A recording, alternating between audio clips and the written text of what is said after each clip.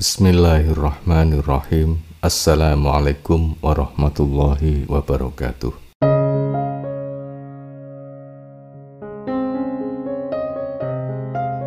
Dalam kesempatan ini, izinkan kami memaparkan kisah mengenai riwayat tercetusnya perjanjian Hudaybiyah hingga tewasnya pendeta yang bersahabat dengan Heraklius seusai menyatakan diri Islam.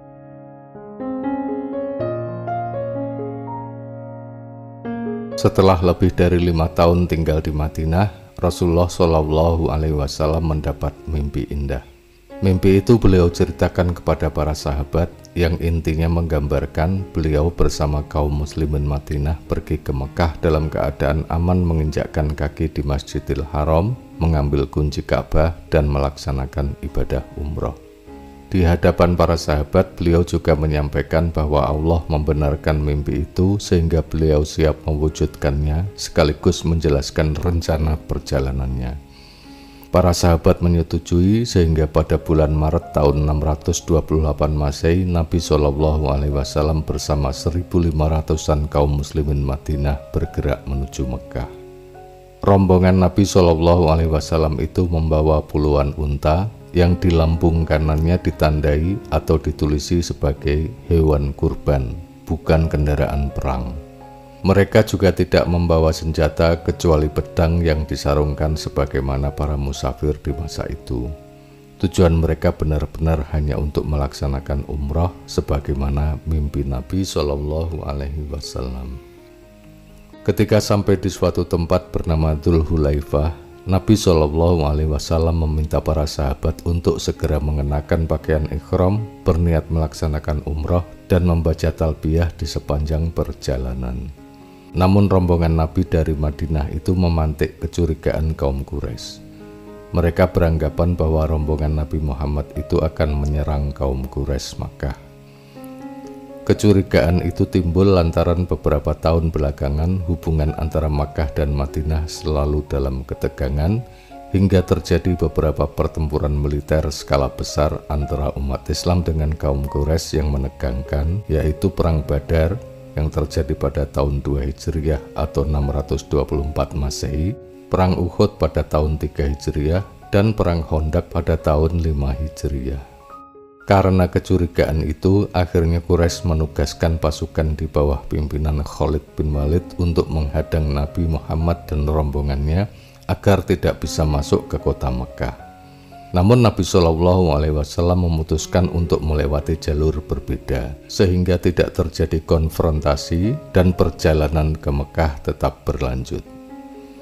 Di tengah perjalanan, sekira 22 km arah barat laut kota Mekah, Nabi SAW meminta rombongannya untuk berhenti dan berkemah. Tenda-tenda pun mereka bangun di sekitar sumber air yang bernama Hudaybiyah. Di tempat itu ada taman yang subur dan terdapat masjid yang bernama Ar-Ridwan. Kecurigaan kaum Quraisy tidak juga reda. Mereka mengirim beberapa utusan ke Hudaybiyah guna mengonfirmasi maksud perjalanan Nabi SAW bersama rombongannya. Utusan-utusan itu dikirim secara bergiliran. Mulanya Quraisy mengirimkan utusan yang bernama Badil bin Warqa dari Bani Khuza'ah, kemudian Makras bin Haf dari kabilah Ahabsi, berikutnya Urwah bin Mas'ud As-Saqaf. Mereka semua ditemui oleh Nabi SAW, namun kaum Quraisy masih tidak percaya bahwa rombongan Nabi SAW datang ke Mekah untuk umroh. Rasulullah SAW pun kemudian mengutus Khuras bin Umayyah Al-Khuzai untuk berangkat ke Mekah guna menegaskan dan menerangkan kepada kaum Quraisy bahwa Nabi SAW dan rombongannya tidak berniat untuk berperang. Mereka hanya ingin melaksanakan umroh. Namun unta yang dikendarai Khuras malah dibunuh oleh orang Quraisy, bahkan Khuras juga nyaris kehilangan nyawa. Setelah insiden tersebut, Rasulullah mengutus Utsman bin Affan. Nabi SAW memilih Utsman sebagai utusan berikutnya karena dia dikenal memiliki sikap yang lunak dan mempunyai banyak kerabat berpengaruh di kalangan kaum Quraisy Mekah. Ketika tiba di Mekah, Utsman mengalami perundingan yang alot. Sekalipun banyak pembesar kaum Quraisy seperti Abu Sufyan yang merupakan kerabatnya, namun Utsman tetap tidak berhasil mendapatkan izin bagi rombongan Rasulullah untuk memasuki Mekah. Perundingan yang alot itu membuat Utsman terpaksa tinggal lebih lama di Mekah dari rencana semula. Para sahabat Nabi pun resah, terlebih saat itu tersiar isu bahwa Utsman dibunuh oleh kaum Quraisy. Mendengar kabar itu, Rasulullah segera memerintahkan para sahabat berkumpul untuk menyampaikan sumpah setia bahwa mereka tidak akan pulang sebelum memerangi kaum Quraisy.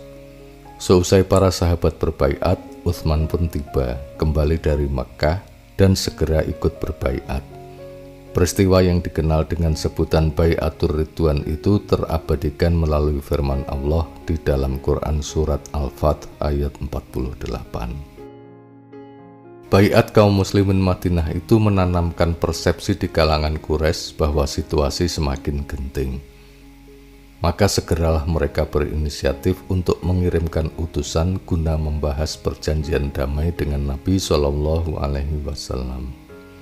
Perundingan antara utusan Quraisy dengan Nabi Muhammad yang disaksikan oleh para sahabat itu berlangsung cukup lama, karena Suhail bin Amr, utusan Quraisy itu, bersikeras menyodorkan poin-poin yang dinilai oleh para sahabat Nabi sebagai perjanjian yang merugikan umat Islam, seperti antara lain mengharuskan rombongan Nabi Shallallahu Alaihi Wasallam untuk kembali ke Madinah dan baru boleh mengunjungi Mekah untuk menunaikan umroh pada tahun berikutnya. Juga diwajibkan bagi Madinah untuk mengembalikan kaum Quraisy yang bergabung dengan Nabi di Madinah tanpa izin walinya, namun tidak mewajibkan bagi kaum Quraisy mengembalikan orang Madinah yang bergabung dengan kaum Quraisy Makkah. Hal lain yang juga dianggap merugikan kaum muslimin Madinah adalah bahwa penanda tangan perjanjian cukup dituliskan dengan nama Muhammad bin Abdullah, bukan Muhammad Rasulullah. Namun akhirnya Rasulullah menyepakati demi terciptanya perdamaian. Kesepakatan itu selanjutnya dikenal dengan nama Perjanjian Hudaibiyah. Semula para sahabat Nabi mengira perjanjian Hudaibiyah hanya menguntungkan kaum Quraisy dan merugikan umat Islam. Namun Rasulullah menyikapinya secara arif sehingga tampaklah hikmah di balik perjanjian Hudaibiyah tersebut. Yaitu, pertama, perjanjian Hudaibiyah secara tidak langsung mengakui status Nabi Muhammad SAW sebagai pemimpin umat Islam dan kota Madinah. Artinya, perjanjian itu mencerminkan legitimasi pemerintahan Islam di Madinah. Kedua, salah satu butir kesepakatan perjanjian Hudaibiyah adalah gencatan senjata selama 10 tahun. Kesepakatan ini memberi peluang kepada Nabi Muhammad SAW dan para sahabatnya untuk memperluas dakwah Islam tanpa harus disibukkan dengan urusan perang. Maka di tengah berlangsungnya perjanjian Hudaibiyah itu, Nabi SAW mengirimkan utusan ke beberapa negara tetangga, mengajak mereka untuk mengikuti seruan Islam.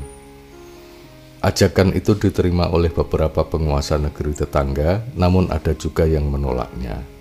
Heraklius, Kaisar Romawi, membenarkan kenabian Muhammad, namun harus menolak menerima Islam karena takut terhadap kemurkaan rakyatnya sekaligus kehilangan kekuasaan. Sebelum Nabi Muhammad mengirimkan utusan kepada Heraklius, sesungguhnya Raja Romawi itu sudah sering membahas bersama para pendetanya perihal akan munculnya Nabi yang bernama Muhammad.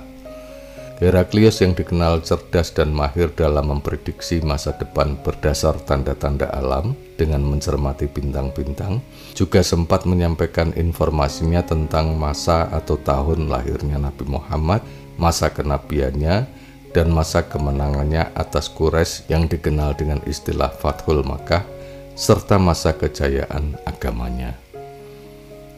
Ketika menerima surat dari Nabi SAW, Heraklius memanggil Abu Sufyan untuk dimintai keterangan mengenai kepribadian si pengirim surat yang bernama Muhammad.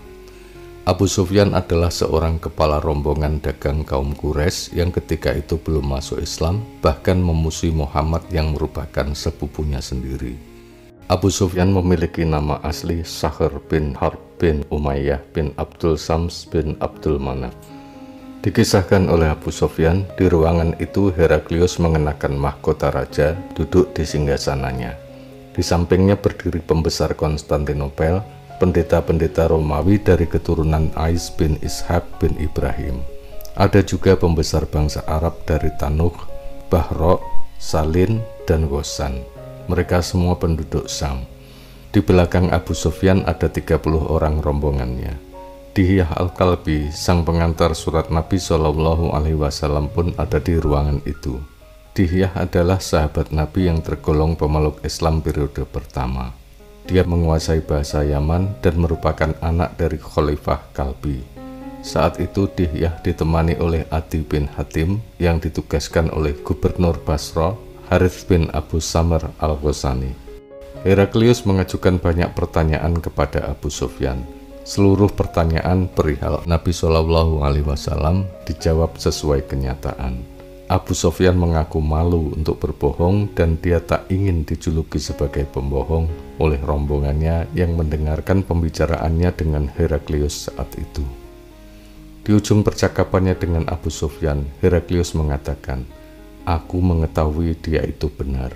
Tetapi aku tidak dapat melakukan apa-apa karena apabila aku melakukannya, maka kerajaanku akan lenyap dan orang-orang Romawi akan membunuhku." Heraklius juga mengatakan, "Sekiranya aku yakin akan dapat bertemu dengannya, dengan Nabi Muhammad maksudnya, walaupun dengan susah payah, aku akan berusaha datang untuk menemuinya. Kalau aku telah berada di dekatnya, akan kucium kepalanya dan kucuci kedua telapak kakinya." Lantas Heraklius meminta untuk dibacakan surat dari Nabi Muhammad yang bunyinya, "Bismillahirrahmanirrahim. Dari Muhammad, hamba Allah dan Rasulnya, kepada Heraklius, Kaisar Romawi. Kesejahteraan kiranya untuk orang yang mengikuti petunjuk. Kemudian sesungguhnya saya mengajak Anda memenuhi panggilan Islam. Masuklah Islam, pasti Anda selamat dan Allah akan memberi pahala kepada Anda 2 kali lipat. Tetapi jika Anda enggan, niscaya Anda akan memikul dosa seluruh rakyat. Hai ahli kitab, marilah kita bersatu dalam satu kalimat atau prinsip yang sama antara kita, yaitu supaya kita tidak menyembah kecuali hanya kepada Allah, dan jangan mempersekutukannya dengan suatu apapun, dan janganlah sebagian kita menjadikan sebagian yang lain menjadi Tuhan selain Allah. Apabila Anda enggan menuruti ajakan ini, akuilah bahwa kami ini Muslim." Kata Abu Sofyan ketika surat itu dibacakan, dahi Heraklius tampak berkeringat, dan seusainya ruangan menjadi heboh dan hiruk-pikuk, sehingga mereka disuruh keluar ruangan. Begitu keluar ruangan, Abu Sofyan meyakini bahwa Muhammad akan meraih kemenangan.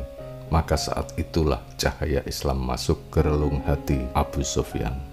Tak lama kemudian Heraklius meminta Dihyah untuk kembali masuk ke dalam ruangan dan meminta pula pemimpin agama Nasrani atau pendeta untuk datang guna memberikan pendapat mengenai apa yang didengarnya.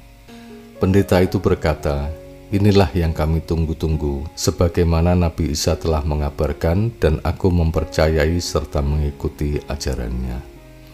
Heraklius berkata, "Kalau aku mengikutinya, maka kekuasaanku akan hilang."